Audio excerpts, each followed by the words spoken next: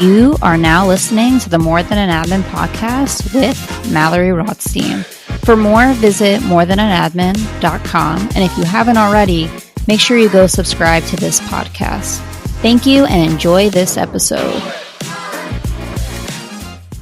What's up, More Than an Admin community? Hope you are excited to tune into episode number 4. We have Jessica Ritter with us here today, who is an operations lead at General Assembly. Jessica and I met through a mutual friend when she was job searching, so shout out to Robbie Griggs. Love when people I know connect me with other amazing people. When I first spoke with Jessica, I absolutely knew one day we would be here on my podcast because I could tell that she had a powerful story to share and just needed the right platform to share it, or at least part of it. And so I can't tell you how honored I am that she said yes to recording with me and being on this podcast so that every one of you listening can learn more about who she is and learn from her journey. So Jessica, welcome to the More Than an Admin podcast. I know this is your first podcast that you've been on, so how are you feeling?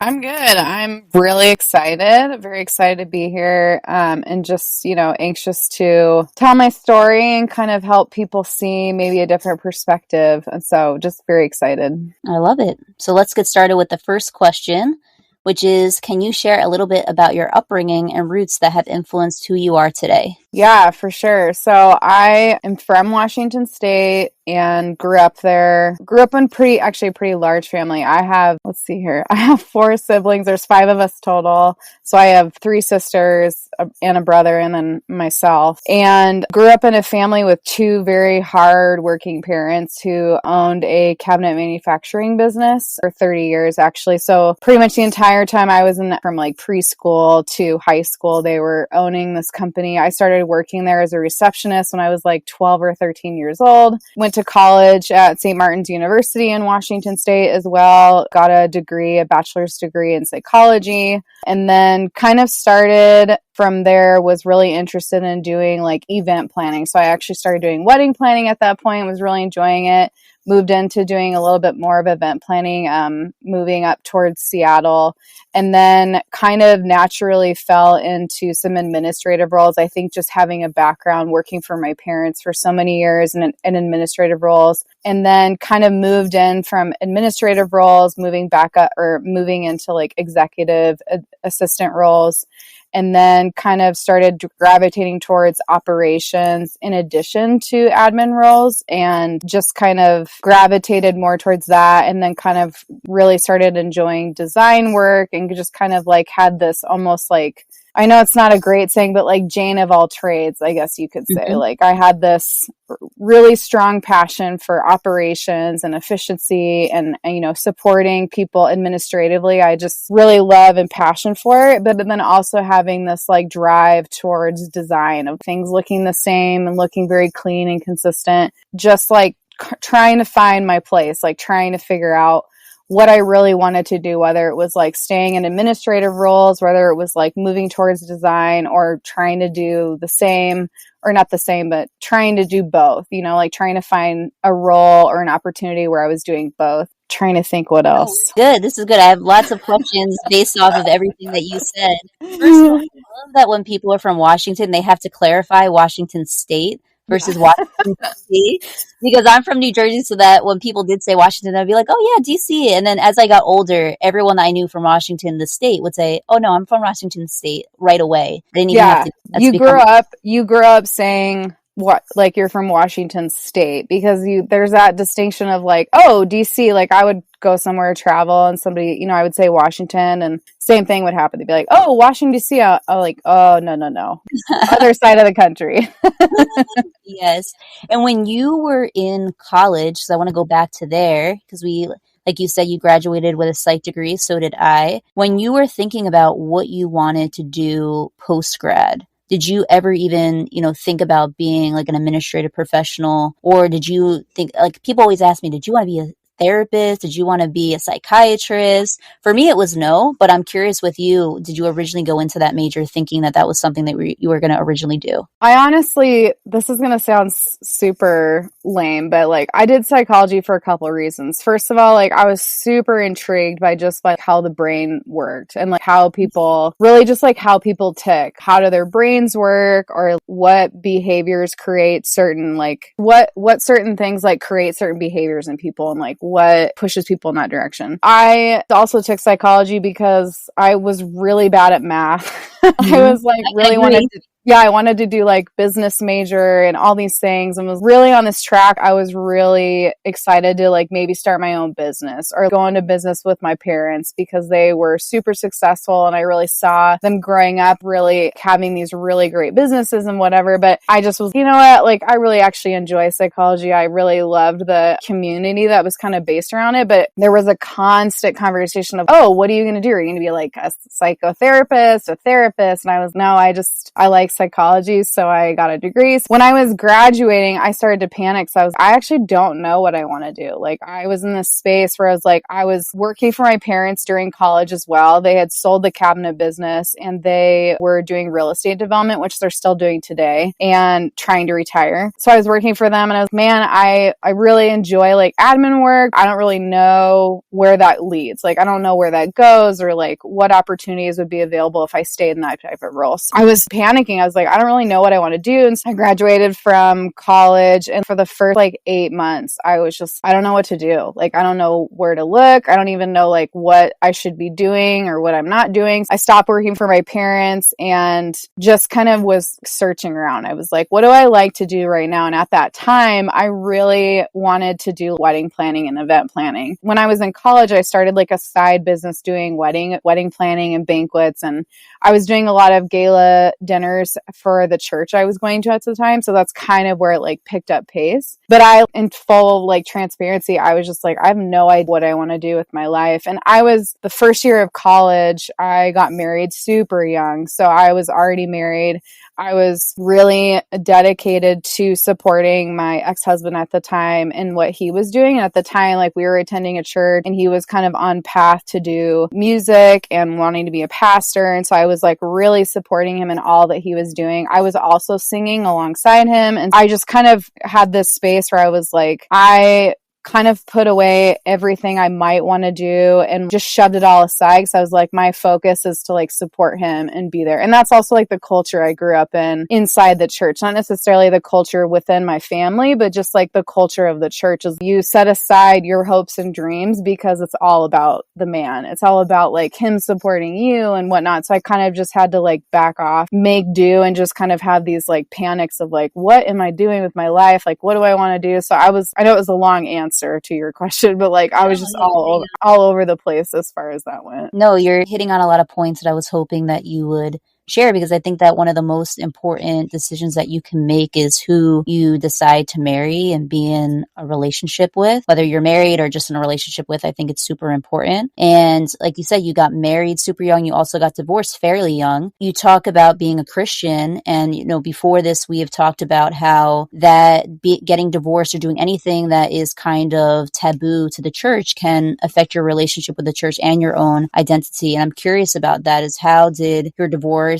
affect your relationship with the church and the Christian community? I will say, like, I was married for 11 years, got married when I was 20. A lot of it felt, when we got married, a lot of the reason why I think we decided to get married was a lot of pressure. Like, we had been together for 4 years and there was all these people around us that were like, oh my gosh, like you've been married or you've been dating for 4 years. What's next? And in my mind, I'm thinking like, well, why does there have to be a next? And then there's all these, you know, in the Christian world or the Christian culture, it's like, if you've been dating for that long, like, why would you not get married? Because you're, you know, essentially like the whole belief system behind courting and whatnot. And then, you know, you have all these people being like, well, don't you want to get married and like have a wedding? And I'm like, well, yeah, like why? Of course, I want to have a big wedding and like wear the dress and all this stuff. And so when I got married super young, I felt very pressured by the church. Granted, I did not feel pressure by my family. Like my parents at one point, I think, I can't remember how far into like our engagement we were, but I remember both of my parents on different occasions, you know, we just want you to know, like, you don't have to get married this young. We are not pressuring you. And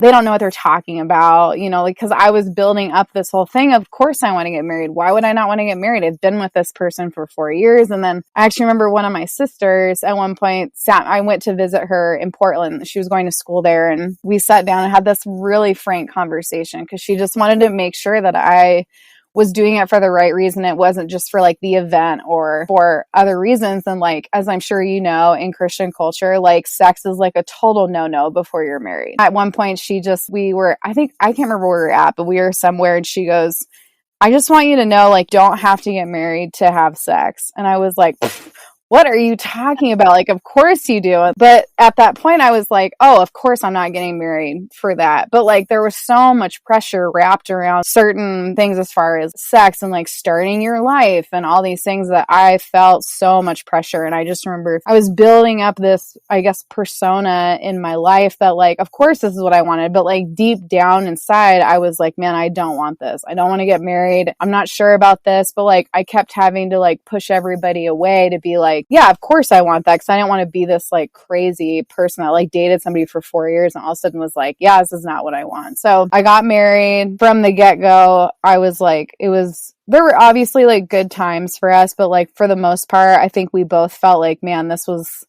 not what we wanted. This is not what we thought. And everybody was telling us, like, in that Christian community, like, oh, when you get married, like, a lot of your problems disappear. And it was like, oh, cool. Like, that's a cool thing to know. So that's not what happens, in case anybody's listening and wonders if marriage is the answer to the problems you're having in a relationship. It actually just makes them like 20 times worse. Anyway, so got married. We're together. We were kind of this duo as far as being involved in the church.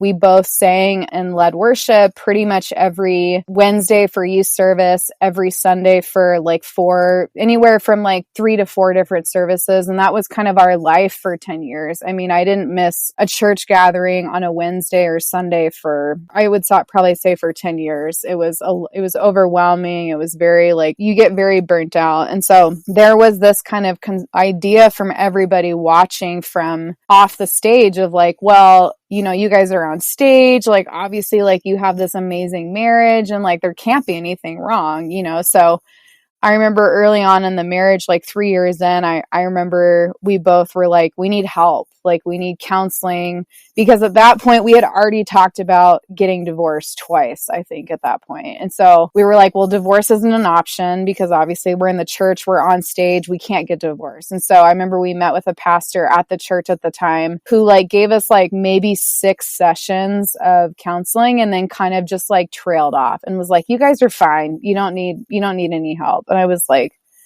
okay, well, it definitely feels like we need help, but you know, whatever, you know. So then continued going and like things, like I said, there's like, you do have some good times, but a lot of it was just like, we just didn't see eye to eye on so many different things. We disagreed in so many ways, and it was just like not healthy for either one of us. So then I remember I actually had a miscarriage in 2015, and that was kind of the tipping point for us being like, this is not working. Like, this is not a marriage. This is not a relationship. This is just like a constant battle for both of us. And so in 2015, I miscarried. It was really tough. I got really sick after that, really struggled, had no one to talk to because no one, again, talks about a lot of different things in Christian culture, but also like miscarrying. Like it was very hard to find anybody who, one, had miscarried, or two, that would even really talk to me about it. So I remember I went to counseling in 2017 and really talked to a counselor about what I'd been going through with the miscarriage and like my marriage and like relationships and whatnot. And I remember she made some comment about how like, why do you feel so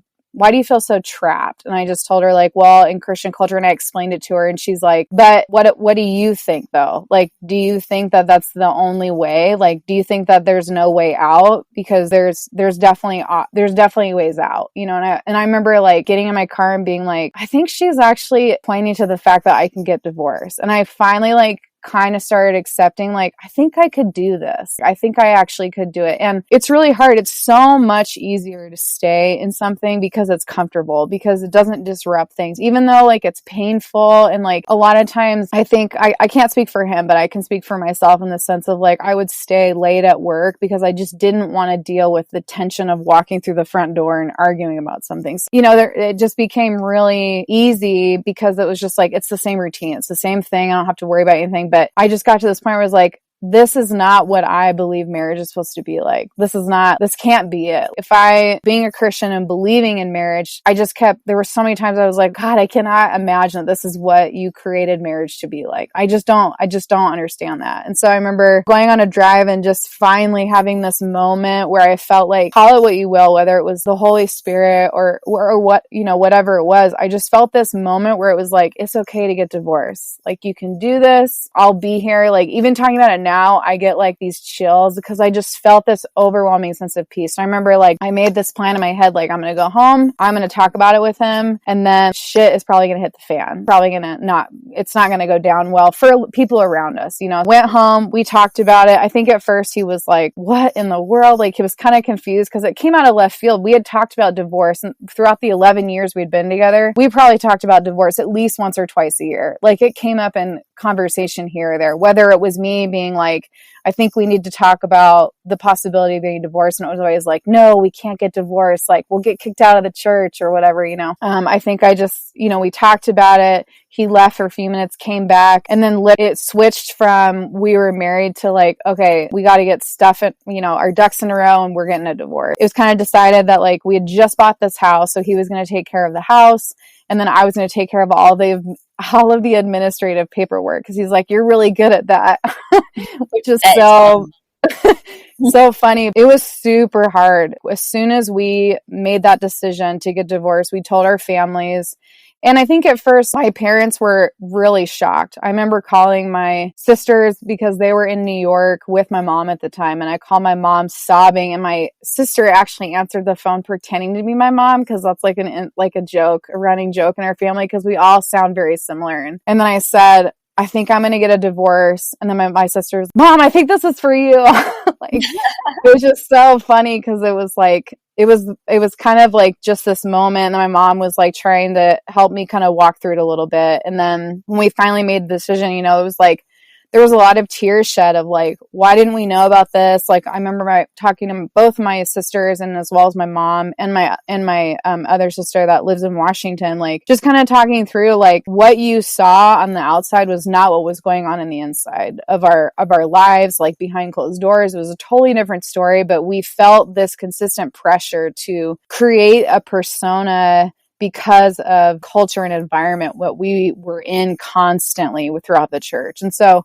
when we made that decision, we told our friends, we told the church we were at, it was really uncomfortable. I had a couple of people reach out to me that tried to create an intervention, that like wanted to sit down. People that hadn't really had any like effect in my life over the last couple of years, hadn't really spoken to me. And then all of a sudden we're like, you can't get a divorce, like you're going straight to hell. Like, Jesus really looks down upon people who get divorced, and like spewed out all of this stuff to me that was like, okay, like I'm not going to accept anything you're saying, because I believe in a God who loves me no matter what is going on. And I also believe that he understands the hell of a situation I've been in for 11 years. So I'm hoping that like he'll be very understanding to me and my situation. I think that sometimes people think God sent this person to you, when sometimes I think to myself, did the devil send this person to me? Yeah. Like, maybe it wasn't God who had me marry this person. Like, maybe it was the devil or someone else, and I have to give that person back to the devil or whoever gave it to me. Yeah. And that's it. I mean, I've never been married before, but so many of the things kind of resonated with me when you talk about feeling like you have to stay in a relationship, feeling a lot of pressure. I was in a relationship for 4 years on and off, and there was a ton of pressure. People thought that we were like an it couple, and it was just like you said, it was not on the outside what it looked like on the inside. And I don't know if you guys were posting on social media, but for me, I was posting all the time because I wanted people to, think, I don't even know if it was that I wanted people to believe that we were perfect, or more so I wanted myself to believe that we were perfect. And if I posted this, that somehow it would be like, it's like manifestation. I was like, okay, I'm going to Right. hopefully manifest this relationship. And it was like, no, this person's not right for you. But so many of the things you said really did resonate with me. And I'm sure many other people, especially in Christian faith and people who are Christians. And I was talking about this with you the other day, is that like, there's so many people that I think are by the book Christians, is what I call them, but like they don't have what I believe is like really what a Christian is, like a soul of a Christian, like have like the real heart of one, to realize that Right. like potentially someone could have really helped you if they were just like kind and nice, and who knows, like maybe that could have kept you with your partner, who the heck knows. But like I think that when people get so judgmental and so aggressive, that it causes you to get at least for me, it causes me to get very defensive and then almost want to rebel against whatever the heck they're saying, and like go even deeper into what I believe, because they're Yeah. being so harsh. um but I think something that's also really important that you hit on is like getting lost in a relationship in terms of identity, and then hanging on to it, because again, it is so much part of who you are. And I think the same thing can happen sometimes for people who are admins or in any kind of administrative role with their job or the people that they support. And one of the things that you hit on was that you were staying at work really late. And I did the same exact thing with my job at the time. I remember I had 30 minutes driving with a driver into Manhattan, or I'd have 45 minutes to drive to Long Island when I was living in Queens. And I used to always tell myself, this is the best time. I didn't have I could not be on my phone. And so my boss couldn't bother me. My ex couldn't bother me. And I was like, this is like so peaceful. I can listen to my music. I used to listen to the Breakfast Club, and I used to just drive. That was like my saving grace. Yeah. Anyway, the reason why I'm asking this is because I know that you had also a tough time with different work environments that you've been a part of. So it's not just a relationship that you were dealing with, but also really tough work environments. And I'm curious if you could talk about how you were able to navigate being in some difficult work environments and how did that, oh, actually, let's stop there first. How did you deal with navigating some toxic kind of work environments? Yeah. Well, the one thing I'll go back to really quick that you asked me, Yeah. and I never really got to the end of it, was like Yeah. how did it affect like my relationship with the church and whatnot? Yes. Just to touch on that like a tiny bit. It got to a point where like I had people saying such terrible things to me that I decided like I had to take a break from church. So I like haven't been to church in like, 4 to 5 years, which has been really good for me. It's been a really good cleanse for me to like get away from like what was so institutionalized as far as like Christianity as I knew it at that time. But it was not great. I mean, I essentially was asked to leave the church. We were both singing on the band at that time. We had left the church as far as the career wise. He had become a software engineer. I was working as an executive assistant at a company in Kirkland, Washington at the time. And I essentially was asked to leave, and he was asked to stay. And so it was super tough for me because I felt like, why are you asking him to stay? Why is it okay that he is staying? But why am I being asked to leave? And there was really no definition behind that. It was just, I think because there were the relationships, like he was close with the worship leader there. And I was kind of like, always on the edge as far as like I don't really know what's happening here, and like I was still struggling with my faith and like really struggling in general with like total burnout. So that, I hope that kind of answers that question as far as Yeah. like it just didn't go well, because I think like we've talked about before, like divorce is really looked down upon in a lot of different scenarios as far as church goes. So that really didn't help as far as the church goes. And then as far as your next question, like navigating, oh yeah, For a second. I sure. would just, if I could say one thing, is Sure. that I think that, I took also a break. I can relate to a lot of the things you're saying. That's why I'm like, again, why I knew that you would be a great podcast guest. Because a lot of the things you say are resonating very strong. Is I had to take a break from the church for a while too. And only I'd say in the last maybe, oh my gosh, I can't believe now it's been 6 years. I'm like, oh, I've just gone to church the last year, but I'm like, wait, it's been 6 years. But I told people when I first started going back to church, like, I cannot volunteer. I have to be a fly on the wall. Right. I was focusing so much on my relationship with God, with Jesus. Like, I had to focus on that versus a lot of people, like I said, buy the book. So I would stay away from connect groups. If anyone used to come up to me and welcome me, I used to get very scared. I used to try to be like, hello, bye. Like, I just want to sit in the back. Don't bother me. And that's why, I went to Hillsong, New York, and it was like perfect. I know it's very controversial now, but at the time it was great because I could go in, I could sit in the total back, of Hammerstein Ballroom and no one would bother me there. But so I think that it is important to take a break if you really need it and not feel ashamed for doing that. Yes. Because at the end of the day, like if you really believe in God, like he is all around you. Like it's not like I love that I think one of my pastors, I don't remember if it's this church that I go to now or another one used to say like God's just not in these four walls, like between these four walls, like he's out in the world. Like don't think that you can only do like church at church. Yeah. And the thing is that I think that a lot of people think that and they get so consumed in that and then when again they decide not to go, it's like a huge shame that they carry. So I just think that I I appreciate you sharing that you took a break for a little while Yeah. because I think that it's healthy to do that. Yeah, Not I think you're right. There's a ton of shame around not going to church. I mean, there have been years worth, like over the last 4 years, where I'm consistently asked, like, "Oh, where are you going to church?" And your answer is, "Oh, I'm not going to church right now." And it's like this awkward silence of like, "Are you saved?" It's like, "Yes, I'm still have my own relationship with the Lord, and I'm trying to figure out like, these some doubts that I have struggled with over the years, which."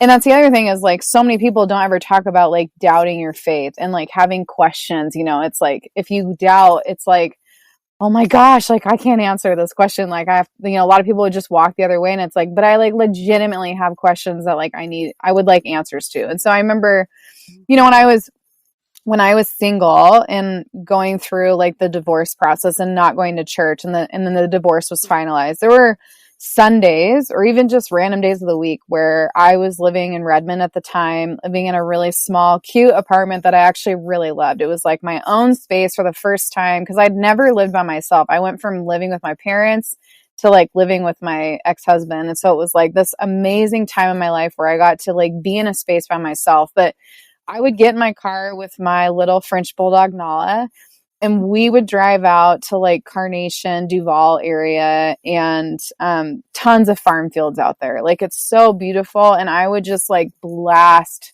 worship music like as loud as I could and just sing as loud as I could. And sometimes I'm like crying and I'm like screaming because there's anger or I'm expressing all these emotions. But like that was my church. Like there's a song, I can't remember who it's by, but it's talking about like how being in your car is like that's your church. Like you're singing and you're like listening to maybe not, she doesn't really sing about like podcasts in her song, but she's talking about anywhere you're at could be your church depending on what you're listening to or what you're singing to or whatnot. And so that kind of became what church was for me. And sometimes even today, that's still what it is. Like I'm still not going to church. I'm not active in a church, but I'm finding ways like back to the Lord that I kind of like was pushed back from for the last 4 years, just because of struggles in life and health and whatever. And so, I think there's a lot of shame for people that don't go to church, but like for anyone that is listening and is going through this, there's no shame in not going to church. Like, it's just like you said, like Jesus is all around you. He's not just in four walls and he's not just going to like be in your life on Sunday mornings. Like, that's just not like I was raised to kind of believe that in the church I was going to. It's like totally false. And it's really sad that like I grew up with that for so many years as an adult going through the divorce and whatever. I was like, man, that's like so not true. So it was like a really hard realization to come to, but it's been a really life-changing experience as well. No, I appreciate you sharing that. I think a lot of people that are Christians will really appreciate it, and especially people who might be questioning their faith or again needing a break. My advice would be to take it because I feel that people that stay and are just miserable, it's like it just hinders your faith even more. I guess to transition back to again the other question, toxic work environments. What a fun topic to transition to. Man. Yeah. But how did you navigate, the adversity that you faced in different work environments throughout your career? Yeah, I would say that since I started in an environment where I wasn't working for my parents because I did work for them for quite quite a few years, but I started working at a catering company in like 2012, I think, after I graduated college, or actually 2011, I started working there. And that was the start of just complete toxic environments, like, and not really understanding what toxic environments were. Like, I wasn't really aware because I had worked in environments with my parents, or I had worked at different events, like doing my own business. And so when I was in this environment, I was like, man, must be like normal. And so there was a few times where, I would come home just like not knowing, is this a normal scenario, or like, should I get out of this scenario? But like, I didn't really have the support from anyone on my side being like, yeah, that's not good. Like, you need to get out. Like, this is not good. One of the situations that kind of, especially for that company specifically, that really put me over the edge was, and I realized this was just, I kept being told like, oh, that's just the environment you're in. But it was the first time I had ever been sexually harassed. And I was at an event working for this catering company, and I was standing in for a server. They didn't have enough servers. So I went as a server working with a chef that I had gotten very comfortable with, as far as we would joke around. Like, he would sometimes make me lunch, like from extra food he was making in the kitchen during the days. And I just didn't think anything of it. I was like, man, I'm just trying to be nice, just had no idea. And then I remember, what was I doing? I think I was bringing in like dishes or something, or I was bringing in a box of food or something. And I bent down to set it down, and he walked by and slapped my ass so hard. And I was like, I stood up. I didn't know what to do. There was nobody else around, so nobody saw. And I like just felt so uncomfortable. And then I had to stay there and do the event with him. And it was so uncomfortable. I had no idea what to do. So I remember I got in my car, was driving back to my, at the time I had moved, I was living in Seattle. And I remember driving home, I was just sobbing because I just didn't know what to do. And I was like, that was not normal. That was not okay. But again, I didn't know who to tell. Like, I don't know who to talk to. So there's no got manual. home. No, there's no manual. They no don't manual. What's the 101 to do? And a lot of times you can act what you think would be perfect reaction. And then you'll meet someone who'll be like, well, you're too prepared. How, like, if you're really traumatized, how could you be this prepared? I've seen that happen before. Or like, oh, well, why didn't you like say something in front of every single person at the event? There's always something, no matter what you do, whether you whether you do something. It's like, unless you truly have it on tape, it's very hard to know how to react, especially when you're very young. And it's like you said, first time that this is happening in a certain setting. It's very hard to know what to do next. Yeah, I think it took me, I was at that company for a total of 9 months, but I think that had happened like within the first 2 months I was there. And so month like 7, I finally was talking in private with someone else at the company and made this comment about how, because the chef had been fired. He got into a big uproar with the owner, and so they ended up firing him. I was like, oh my God, I'm so glad he's not here anymore. Like, he made me so uncomfortable. And so when he was gone, I like told this person what happened. Literally randomly the next day, he got brought back because they were short staffed. And I was like, oh my gosh, like, why is he back? I remember going to the bathroom and just sobbing and being so uncomfortable. And then this person I told found, like, she came out and he was there. And she immediately came to me and was like, are you okay? And I'm like, I don't know. Like, I think I need to leave. Like, I can't be here. So I actually left. By the time I got back, I walked in, and my manager at the time, George, such a nice guy too. He was so nice, had way too much on his plate. I felt really bad for him. But anyway, I walk in and he was like, hey, I really need to talk to you. And I was like, dang it, I'm getting fired. This sucks. Mm-hmm. I walk in, and the owner, George, and the person I had told are sitting in this room. The owner was like, I need to know what happened about this situation for this event. So I told her what happened, and literally they walked out and had this meeting. And the next day they took me to like this cafe down the road because they didn't want me to be in there,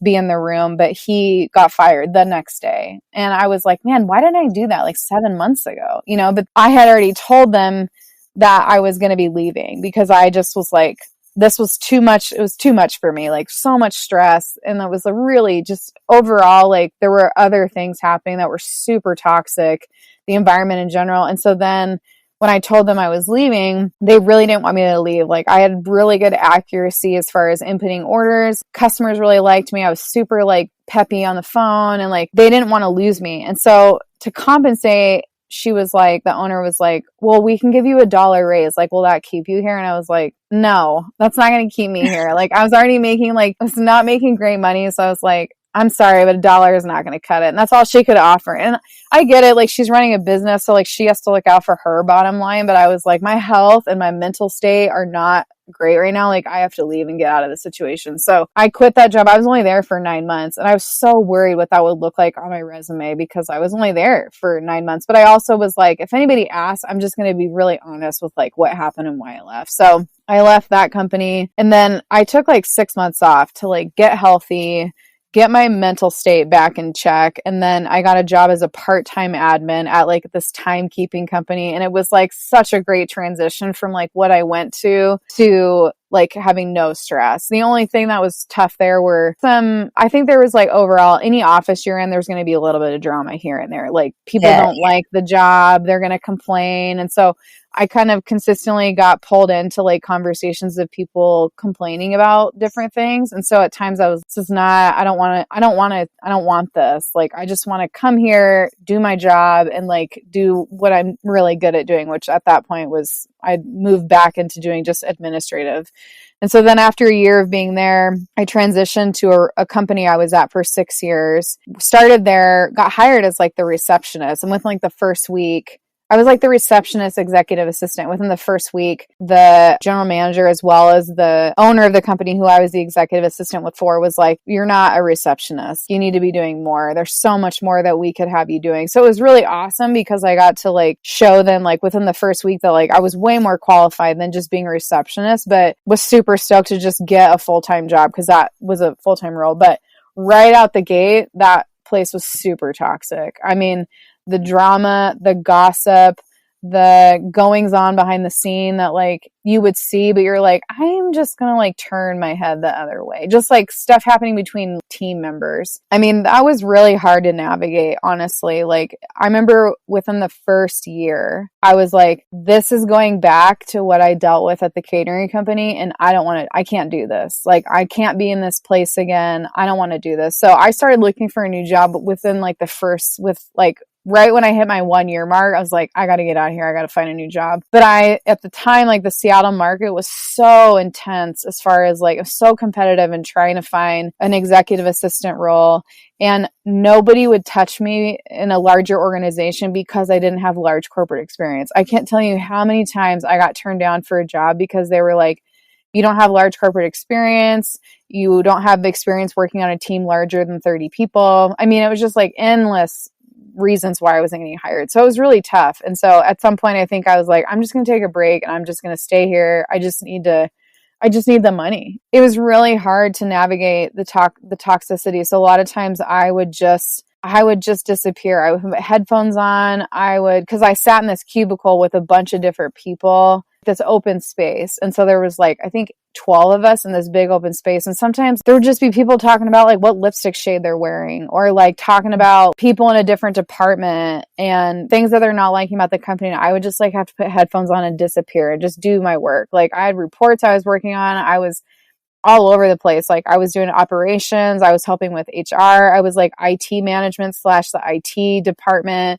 But I was also doing like all executive assistant stuff, like picking my boss's kids up from school, picking them up if they were sick, like grocery shopping. I mean, it was all over the place. But I think that's in that position specifically, that's where I learned like how toxic an environment can be, and trying to cope in that it's a great learning experience for sure. Like I learned now, like I never want to go back to that type of environment. Tough as that was, I also learned so much about myself, about multitasking, about ambiguity. Like you learn a lot in really tough situations. So that was a great thing that came out of working in that environment and that company. But yeah, I mean, I'm sure we'll talk a little bit more about other things, but it was super tough. I mean, I've been in toxic environments until the company I'm at now have it's just been toxicity for my entire career, which has been tough. What do you wish that people maybe would have said or done. I always think about that. When I think about times in my life, I really think about what could have someone done for me or said to me that would have maybe got me out of this. What do you think you really needed in the past? Well, I think what's funny is that when I was at that company I was at for 6 years, I was getting close with somebody. She was the controller, and she worked at that company. She was there for, I think, 9 months maybe. And she could see very quickly into being into that company that there was a lot of toxicity. Like, she could see it right out the gate. I mean, she was only there for like a couple of months, and she was like, is it super toxic? And I was like, oh yeah. I'm like, this is like the most toxic, I think, environment you can be in. And, she was there for 9 months. She really tried to make some amazing changes to that company because that's what she was hired to do. She was the, controller, operations manager, whatnot. But there was so much pushback from like other leaders and managers that had been at the company longer than her that were pretty much like, you don't know what you're talking about. Like, we don't want to change. The owner was really having a hard time letting go of things, even though that's why he hired her. But she was one of the first people that when she decided to leave, she brought me in for a meeting and she was like, I just want to let you know I'm leaving. I haven't told anybody. You're the first person I've told. And she's like, the second thing I will tell you is you need to get out of here and run as fast as you can. And I was like, what? Like, Yeah, that's amazing you said that to you. Yeah. Straight up.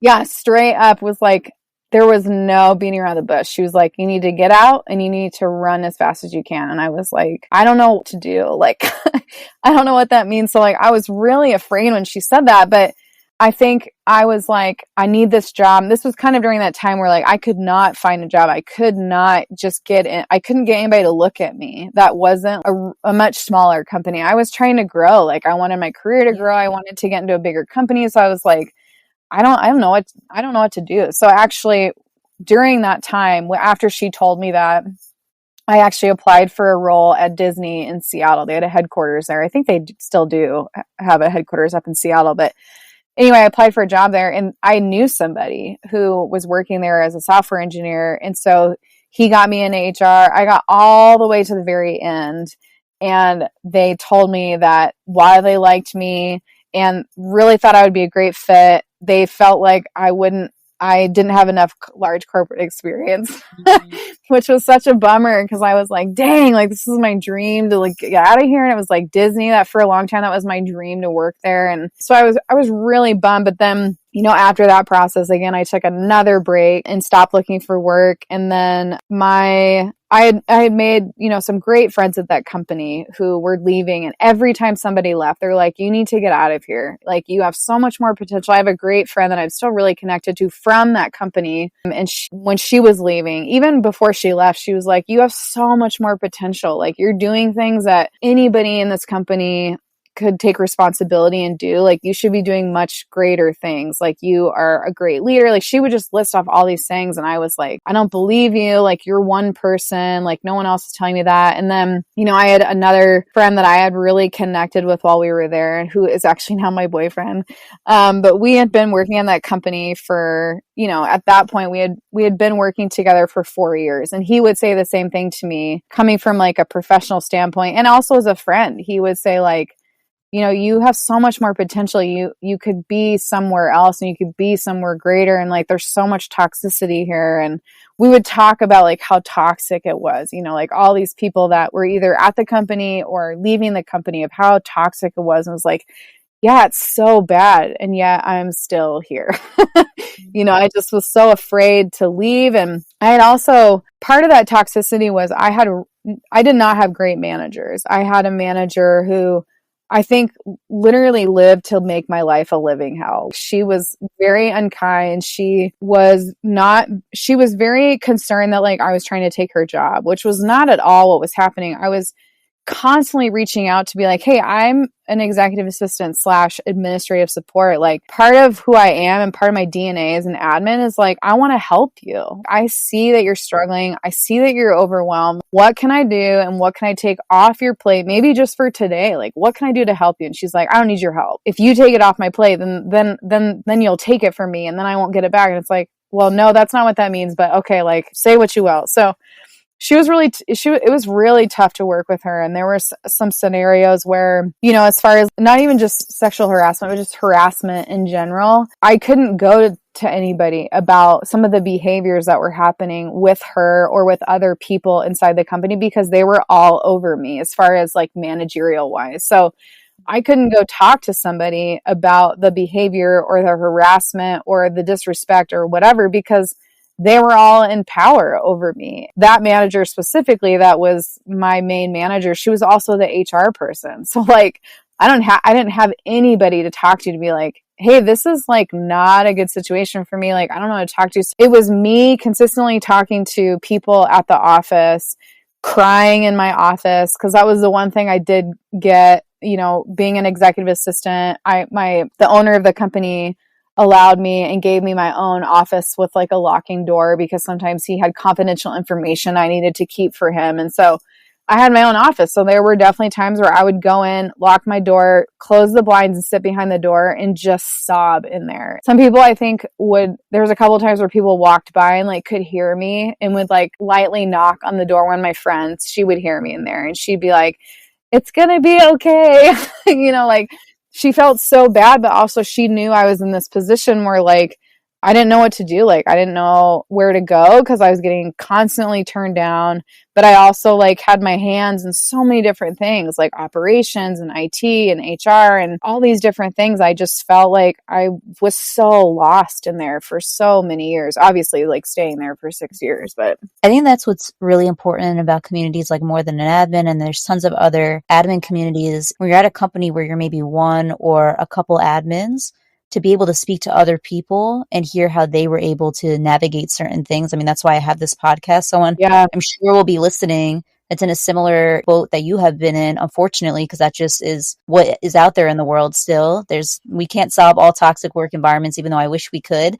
Yeah. And someone might be saying, wow, I'm hearing Jessica be able to, navigate this and now be in a much healthier work environment, and I can do it too. And being able to really connect with people one-on-one. And I think that that's something that even when I was earlier in my career, I wish that I reached out and knew about much more of these admin communities, because I definitely did not know about them until I think the pandemic is when I really started doing my research on things that were outside of the company that I work for. I had no idea that like there was a few different admins in our company, but I was an anomaly because I had like I said, I had my hand in so many things that like I was like an operations coordinator / EA / like HR coordinator / IT leader, whatever. It was really hard because I didn't have anybody at the company that knew what I was going through. And then on top of that, I was also an executive / personal assistant. And so I didn't know of anybody in different companies. Like every once in a while, I think I would interact with somebody. I can't remember who I got in touch with, but I got in touch with somebody at Redfin, and they were hiring for a role at Redfin. I got through, again, got turned down because I didn't have corporate experience, but was talking to her and she was like so impressed with my background. She's like, I know you like have, smaller business experience, but you have your hands in so many things. Like, there's so many people here that would like love to talk to you. And like, there's such a great admin community here. And like, that was probably one of the first times I really started to hear about like, quote unquote, an admin community. I was like, what is that? I don't even know what that is. And then I think what's so interesting about your movement, More Than an Admin, I think that for me really hit home with me the first time you and I talked, was because so many times throughout my career, I can't tell you how many times, I'm sure people listening to this have probably heard the same thing. I was told you will never be more than an admin. And so it was always so tough for me because I was like, I think also there's like this lack of respect for people who are admins, which we have talked about in length. And anybody that has been in that role or is in that role, there is this weird stigma attached to like administrative assistant or executive assistant. And I don't understand why, because we do so much and there's so much that you are doing that most people have no idea. They don't know what you're doing behind the scenes. I mean, I've seen so many people on LinkedIn almost list out their day of like, this is what my day looked like. And a lot of people in the comments are like, man, I had no idea, like no clue. And so like going back as a younger self, I wish I would have been able to like research admin communities. Like, how do I get in touch with other people who are maybe going through what I'm going through so I don't feel so alone, or so that I don't feel so useless or so worthless? Because I felt so worthless, even though so many people around me were saying, you're amazing. You could be doing so much better. You should get out of here. But like the people above me, like leadership and managers, were the people that were consistently pushing me down and telling me, you're never going to be more than an EA here. You're never going to be a manager. You're never going to do this. You're never going to do that. And like after a while, you start to believe that because you're constantly being told like, you're never this, you're never that, you're never going to be here.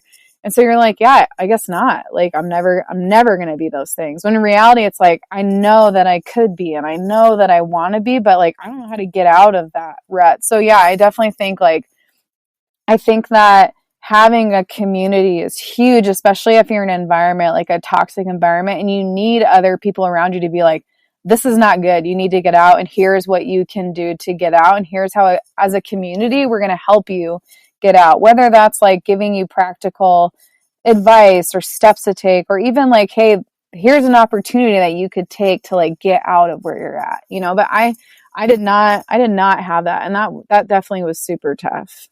Yeah, and the irony is always that people will belittle you, but they'll still keep you around and Oh still yeah. be like, "Oh, well, you're never going to be anything else, but like, can you do X, Y, and Z?" And Yeah. like, "Oh, thank you, you're really good in like this role." It's so wild to me that like this happens way too much with Yes. admins where they're told that they are, never going to be anything else, yet they're kept at this company forever in the same exact role, and clearly they're doing something right because they're not getting fired.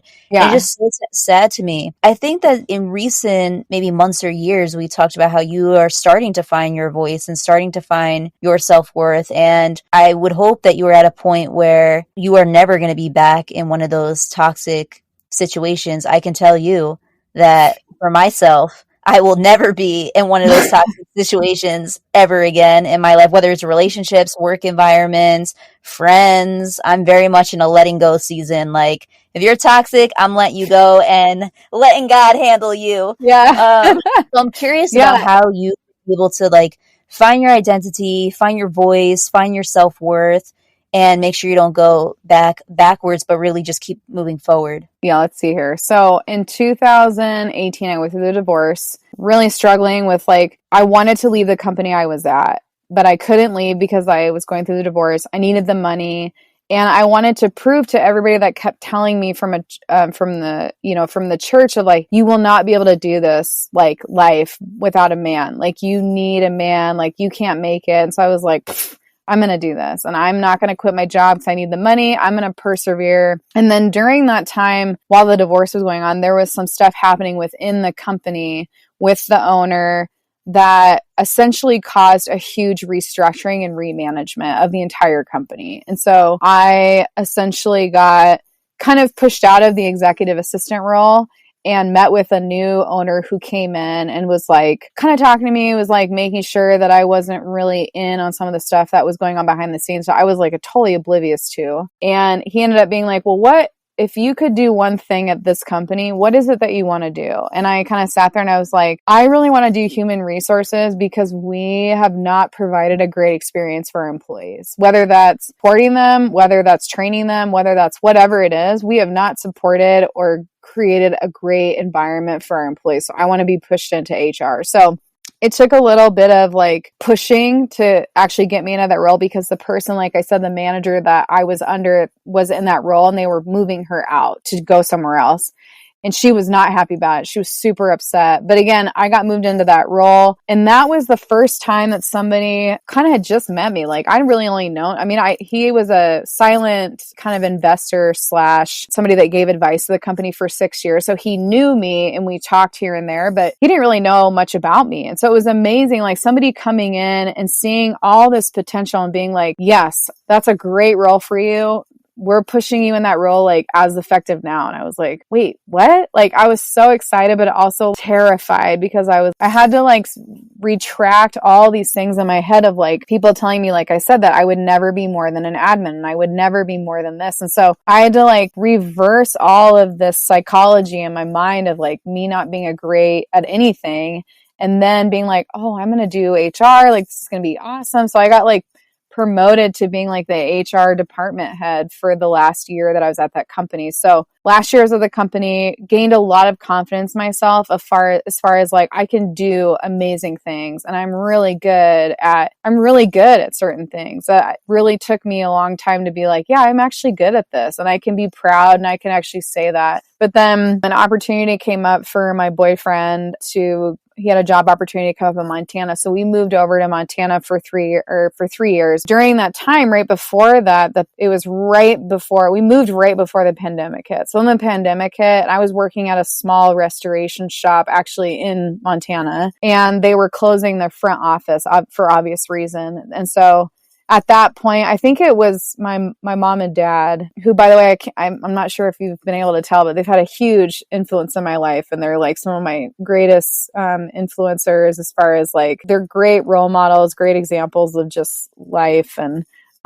very close to them. But anyway, yeah. Shout out to Jessica's parents. Yeah. And Susan Ritter.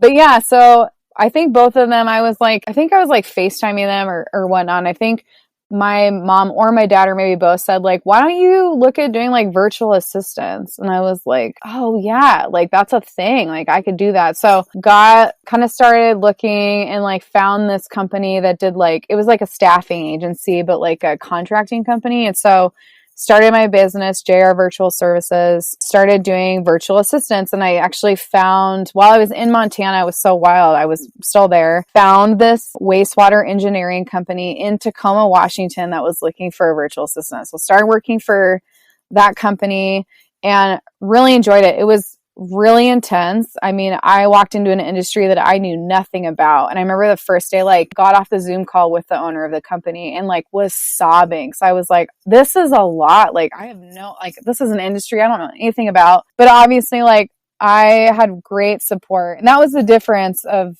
being in where I'm at now as far as relationship wise. I am in a relationship with someone who is incredibly supportive to a point where it's sometimes I have to like check myself, because I was not in, for 11 years, I was in a really non-supportive relationship. So being with someone who's super supportive and like really stands up for you and really pushes you to stand up for yourself and pushes you to just be a better version of yourself. He kept saying, you can do this. He's like, you're overwhelmed. You have to give yourself time to like understand him, get to know his company. He's like, but you're being way too hard on yourself. I think that has really helped in a lot of different scenarios as well, of just having like that support there that I didn't have. And so like I worked for that company for about a year, and about 6 months in, I started feeling like, man, I wonder if I should do something else, just because had really struggled in that last company for 6 years and was like just trying to figure out what to do. Is this what I want to be doing? I'm really good at it and I love it. It's like how my brain works. I'm a very type A type personality, but I also had this very strong draw to like design and web and app design and whatnot. And so I was talking to my sisters, all three of them, and all of them were like, you should look into UX design. And I'd kind of known about it a little bit, but I like didn't know much about it. And so I think I started doing and I had known about General Assembly for years and the different courses they offer to like help you break into tech. So I think I went to like a live online session of like, what is UX and like, how do you get involved? And so I went to it and like did the admissions, I think tasks that they give you, and just loved it.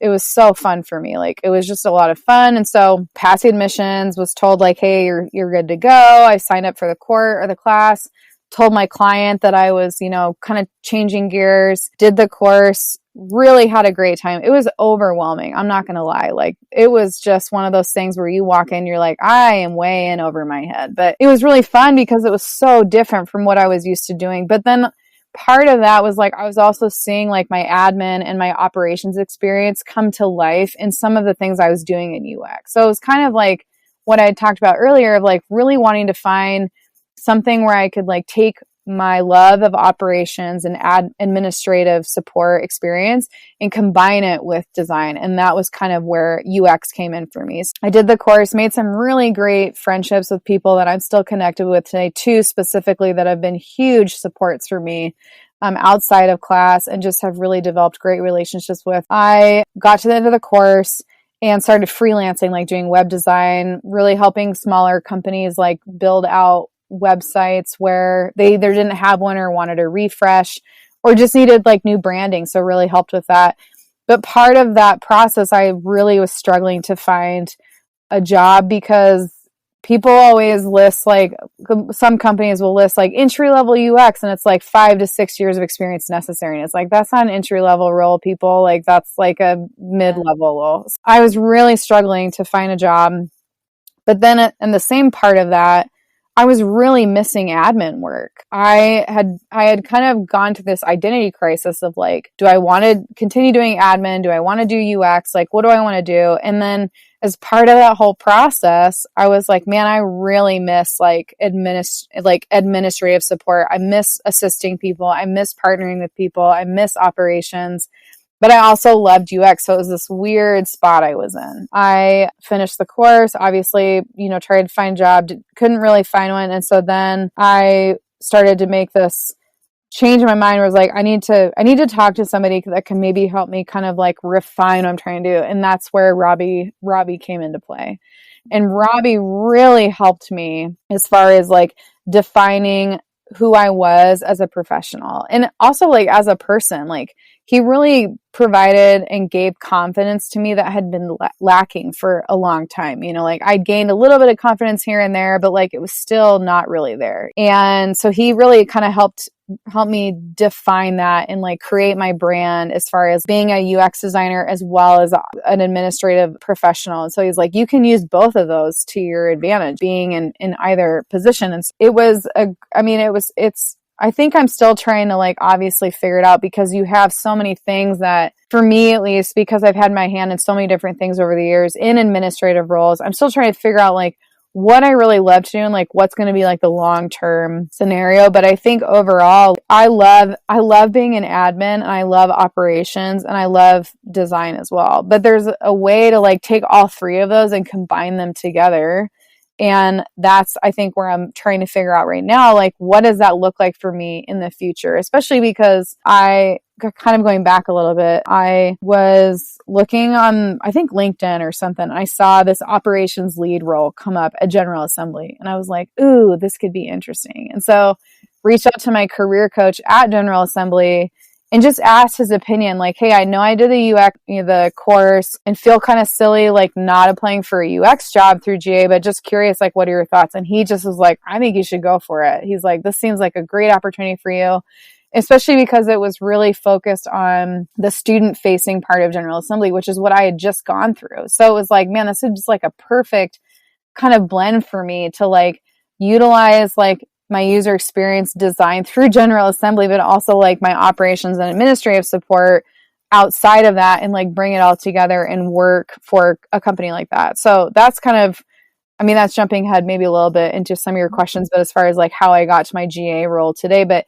I think as far as like finding my identity, it's been a challenge. And I would say, I have over 15 years of professional experience. It's only been in the last 2 years that I've started to really try and find what my true identity is as a professional, as far as feeling more value than I have in years. Because like I said, and as many of admin professionals know, like you're kind of just looked down upon because you have that title kind of attached to your name, but it really shouldn't be that way, but that's just how it is. So it's taken a long time, but I'm slowly getting there and just learning kind of like along the way, like of how to like really define that identity of like who I am as a person and as well as like who I am as a professional. So it's definitely taken a lot of time. So how would you define yourself? If I were to say, who is Jessica? How would you define yourself? And I know this is not part of anything that I gave you ahead of the time,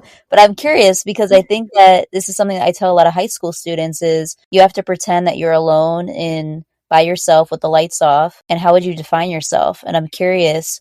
We're both in our closets taking this, so we could turn off the light, do the total darkness.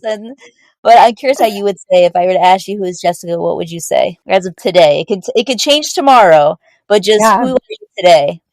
Yeah, that's a great question. I would say that I'm an independent thinker. Finally, I think for the first time in my life, I think there were so many times where I wouldn't be able to say that. Like I was just kind of going with the flow and like doing what everybody wanted me to do. But I'm a very like strong and independent thinker who loves and deeply cares for people. Like I have this very deep passion for helping people, whether that's professionally or personally.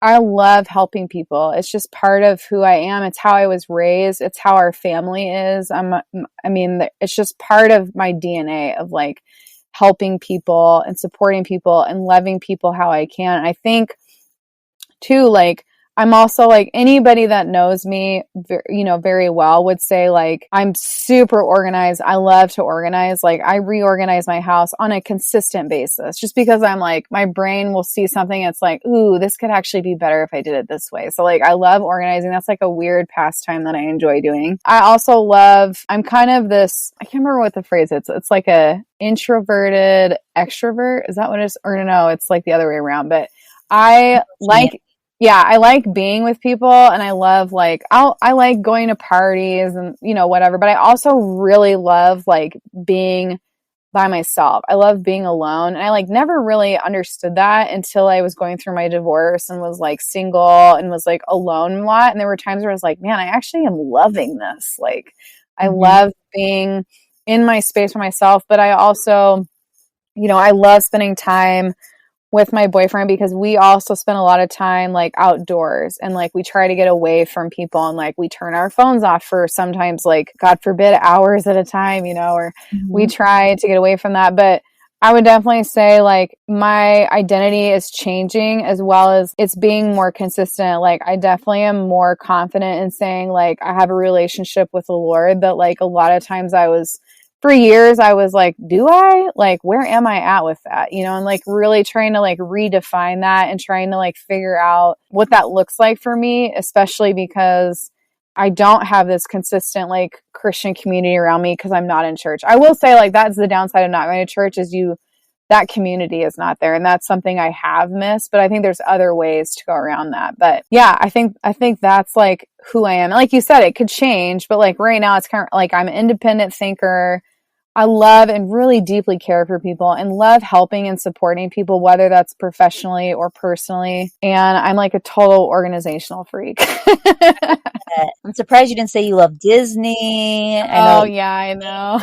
Your dog. I do love Disney. Yeah, I do love Disney. I used to go there like pre-pandemic. I was going there like once a year, and then pandemic hit. I was like just life in general like kept me from going back, but I just planned my first trip back with my boyfriend and he's never been. So I'm like super excited. Like in the next couple months we'll be going there and I just like I can't even wait. Like I kind of have to like not think about it at some times because like I get super distracted because I'm like I'm going to Disneyland and it's been so long. But yeah, I definitely am a total Disney fan. Love Disney. Yes, and I've told you before, one day you got to go to Disney World again. So yes, I do. Yeah, I will meet you there. Yeah. If you can design one class for every admin to take in their career, it could be anything, any topic. Okay. What would it be? This may sound like silly and to some degree, but like I think it's really important for people to learn very early on how to stand up for yourself and how to create boundaries, healthy boundaries,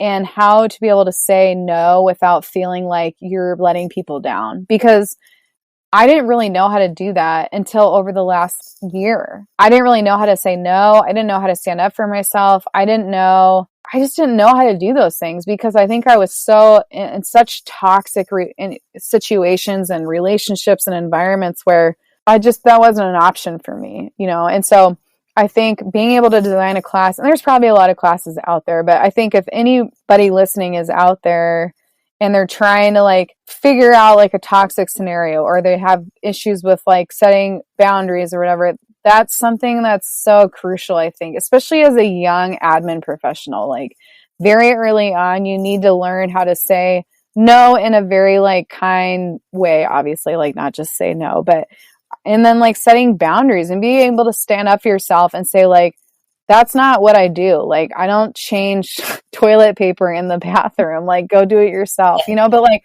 that's just one example, but that was something I like could never say no to at the company, at many companies I worked for. I was like, yeah, sure, I'll go do that. And it's like, why am I doing this? Like, this is so stupid. Like on the toilet could change the toilet paper while they're sitting there. Like, why am I going in and doing it? But I would definitely think that's like a huge thing that I would love to, obviously design a course around for sure.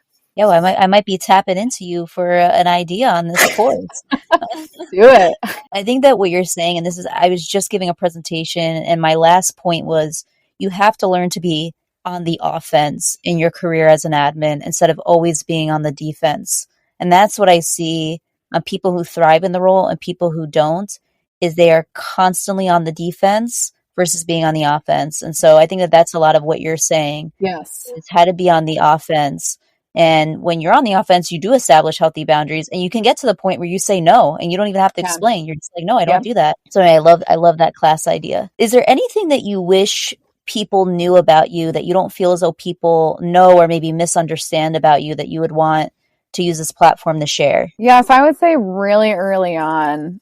I think even as not even as a professional, but as just like a kid, I have what a lot of people now term as like resting bitch face syndrome, right? Like my face, like sometimes just constantly looks like I'm upset or like I'm scrutinizing something. There's a lot of times like we're watching TV and my boyfriend will look over at me and he'll grab his fingers and like pull my eyebrows up because he's like, you're looking so so intense at the screen. Like, what's going on? I'm like, I don't know. I'm just watching TV, but I think early on, like that was really hard in my career. Like people would be like, what's your problem? I'm like, I don't have a problem. Like I don't understand what's wrong. And they were like, you just look so upset. And I'm like, oh, I'm not upset. Like, this is just my face. I would say like, there's a lot of times where like people would be really hesitant to like come up and chat with me. Like, especially like when I was in a like face-to-face environment. Now I work remotely for General Assembly. So like I don't, you can kind of manipulate your face obviously to be happy all the time. But like when I was like in a face-to-face role with people, I would get people all the time that would just like not come up and talk to me. So like for the first month of a job, nobody would like come and talk to me. And so then like, I think it was like within the first like few weeks at this company I worked at with my boyfriend, actually, that was the first time I met him, is I came up and said something to him. And then like a month later, we were just randomly chatting about something. And he was like, I definitely pegged you as being like totally not a nice person. And I was like, why? And then there was like there was actually a few of us sitting there and they all started laughing and they were like, it's your face. Like you look so upset all the time. And I'm like, don't know how do I fix my face? So I think as far as that goes, like just telling people that like what you see on the exterior doesn't always like match what's going on inside. Like, sometimes I just like, I'm like, especially if I'm like really into a report, right? Like if I'm really working on something and I don't like, I'm just really in it, I'm not going to have this like smile on my face.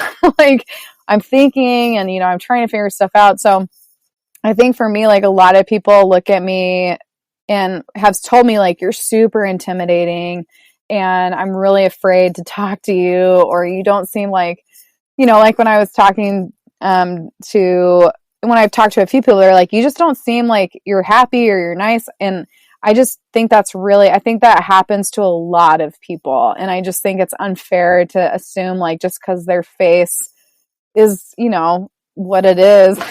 I don't think it's fair to assume that they are unhappy or that they're mad. Like just, a lot of times too, I was like, just come up and talk to me. Like if you start talking to me, like my facial expressions will change because I'm like in a conversation. But like if I'm in the middle of something, I'm staring at my screen, like I'm just like, I'm in it. Like I don't even know what my face looks like. But apparently it's not great sometimes. Yeah, I am like trying to control myself from laughing because I have a very distinct story from one of my grandmas that she said to me one time. This was years ago. She said, Mallory, you are so beautiful, but only when you smile. She said, when you don't smile, you just look so bad. You look like you have resting bitch face. And I remember I've kept that with me throughout my entire life. So now that when I do more than an admin stuff, I'm like trying to smile anytime Right. I present, like, anytime I go and I'm just walking down the street, I always think of that now. I was like, I can't believe that. Because some people, I'm very intense. If you see me ever walking, I'm very intense. I'm like a straight New York walker. I'm on a mission.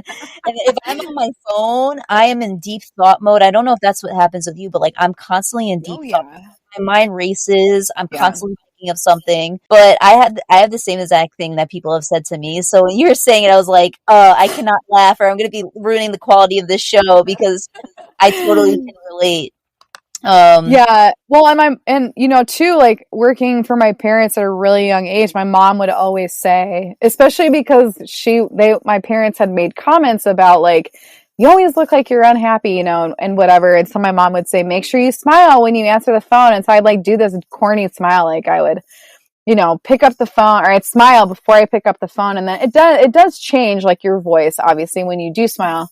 But there were a few times where she would come out to the desk, and I don't know if it's because like maybe my dad would call the office or something, or somebody would call that like knew my mom and would call her and be like, hey, like, Jessica sounds really upset or something. And part of it's like, yeah, I'm working like a front desk during the summer. Like I'm not super stoked about it, but also my mom would come out and just quite like very kindly remind me like, this is our business. Like we really want you to sound happy and excited. And so I would, constantly practice smiling and then answer the phone and whatnot. So yeah, I just think it's funny. Like I've struggled with that my entire career. And then finally, I think as it's been more normalized over the last few years, it's nice because people like don't really, again, I'm in a remote environment, so I'm not being told like, what's wrong with you or what's wrong with your face. But I can't tell you how many times I heard that, like somebody walking by my office and me in, doing something or walking somewhere or like trying to do something. So I'm on a mission and people being like, what is up with her today? And it's like, nothing's up. I just have stuff to do. Like that's all that's up.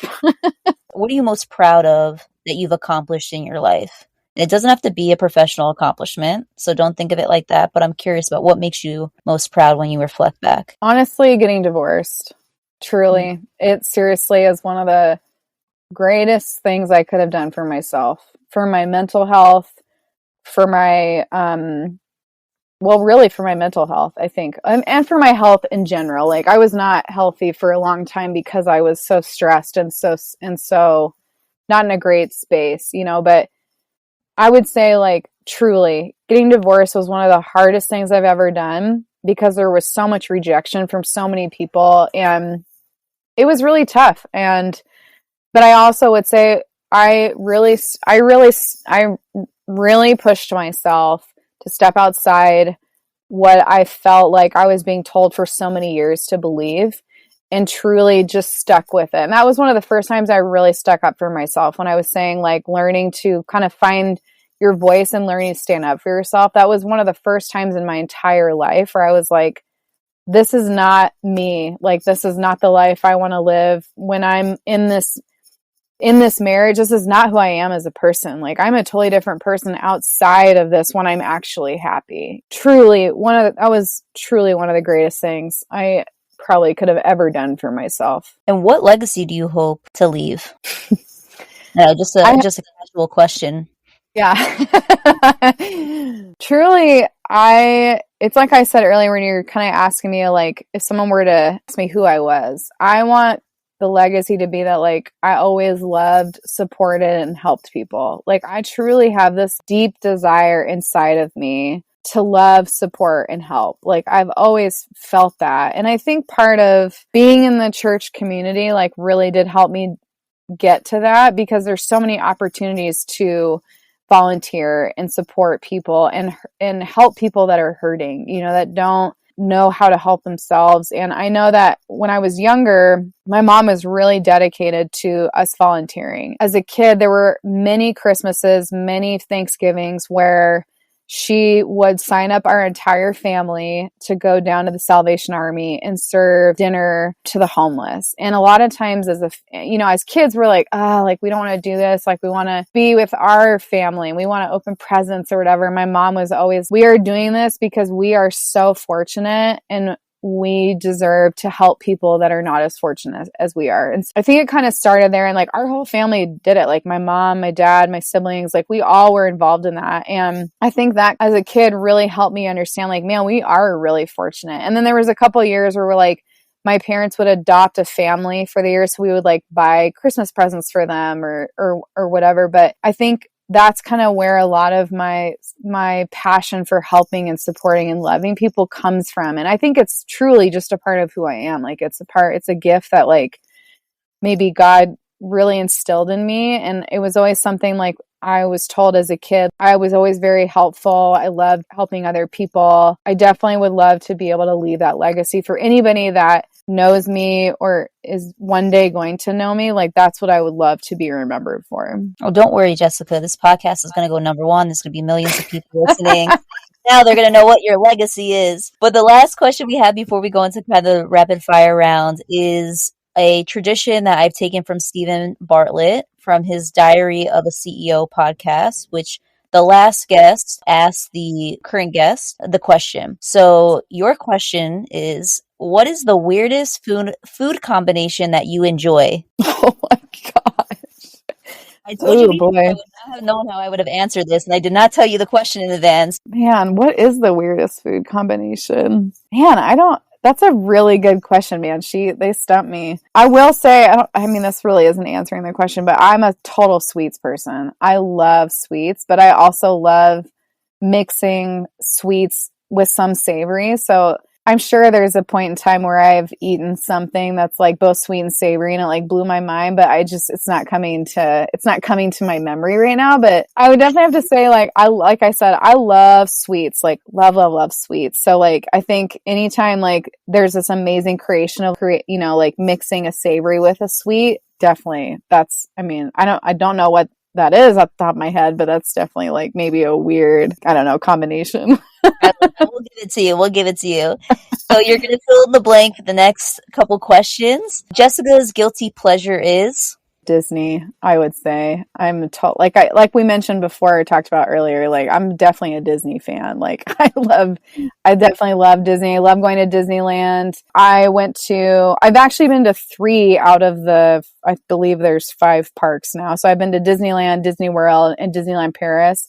I've also had the most rare opportunity to have dinner at Club 33 for my 30th birthday, thanks to a connection that one of my sisters had through a friend of hers. So, and I'm definitely that person that cries when I walk into the park because it truly is like the happiest place for me to be. So granted, like I also love Hawaii and tropical destinations, but like that is like, that's my place. Like I love it there. So I would love to be able to go back to like Club 33 and like love to go to the other parks. Like I think it's Tokyo, Hong Kong, and Shanghai, but that kind of remains as like a pipe dream for me. But I'll talk to anybody about Disneyland. I'm going to have to connect you with my sister-in-law and my cousin because they're big Disney fanatics, and my cousin loves Disney World. So that's why I'm like, you got to come to Disney World. I have the connection. Sure.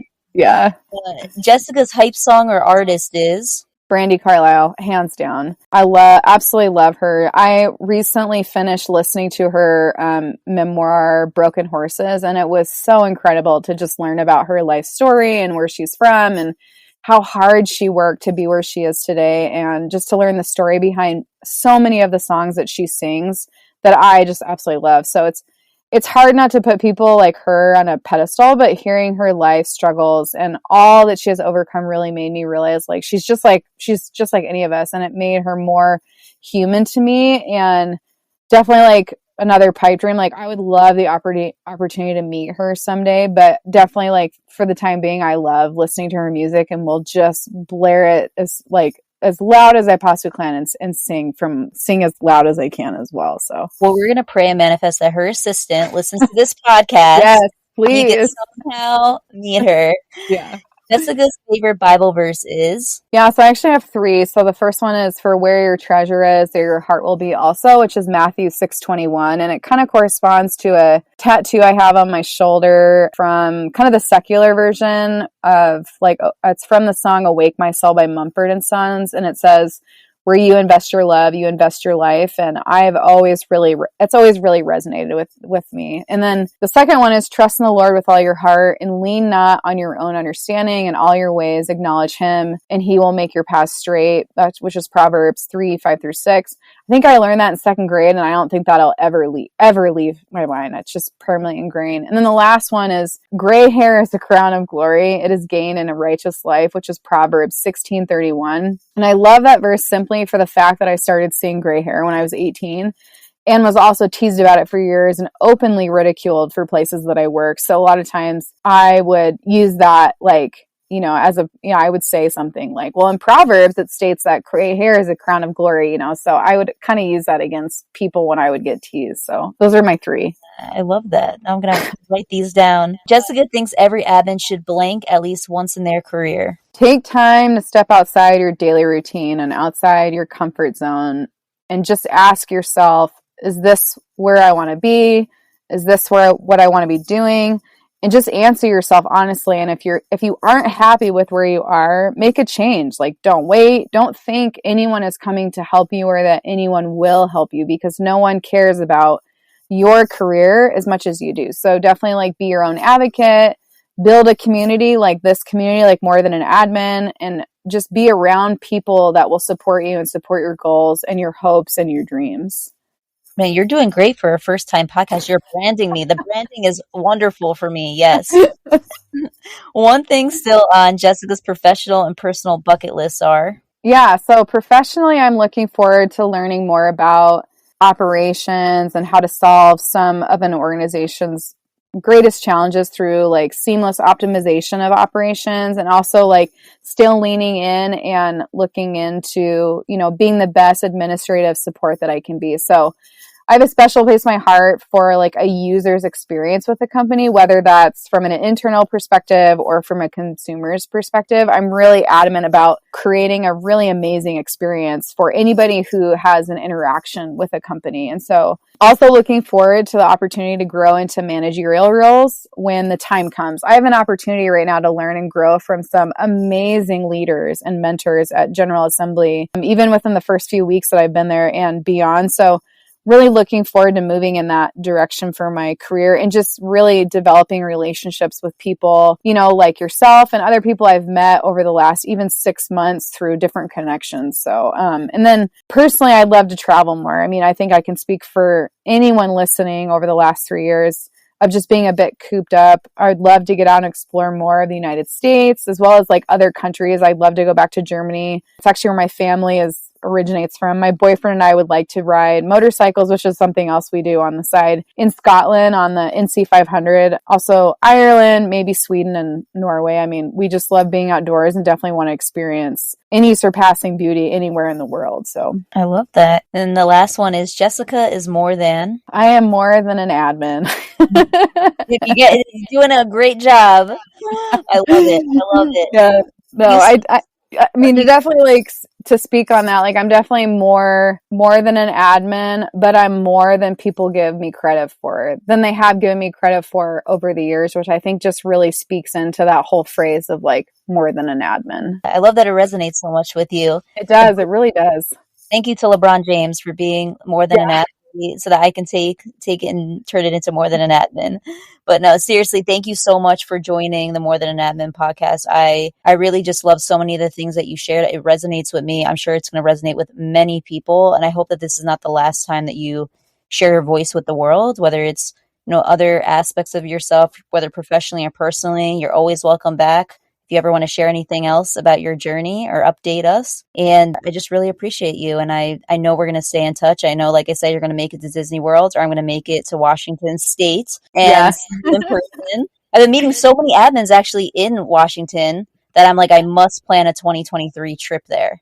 Yeah. So and that's on my bucket list. But where can people connect with you, and how can our community support you? So people can go to my website, jessicaritter.com, and I have links on there to LinkedIn, Instagram, as well as Pinterest, because I also do love Pinterest. And as far as support, I would just love to meet and network with people. I mean, networking is kind of an interesting word, but I would honestly just love to meet people. I am just really in this space where like I really want to grow and connect and really meet with people that are in different spaces and have that opportunity to interact with people that are in different backgrounds, different companies, and just really love the opportunity to share my story and share my voice and share my experience with people who may be in a similar spot that I've either been in the past or are walking into right now. But definitely love to connect with anybody that wants to reach out. But yeah, definitely my website, jessicaritter.com, is probably the best place. And I have a bunch of links there to interact with me. Thank you for tuning in to this episode of the More Than an Admin podcast. Make sure you have subscribed. And if you're feeling a little generous, please also leave a review because we love your feedback. And remember to share this podcast with those around you. If you're looking for more content, check out morethananadmin.com, our YouTube channel, or follow us at morethananadmin on all platforms. If you're looking to connect directly with me, you can find me at Mallory is More on all platforms or search for me on LinkedIn. Let's continue together to influence how the world views administrative professionals and help admins embrace all aspects of their identity to become their best selves. Remember, you are more than your job title, and the best is still yet to come. I'll talk with you soon.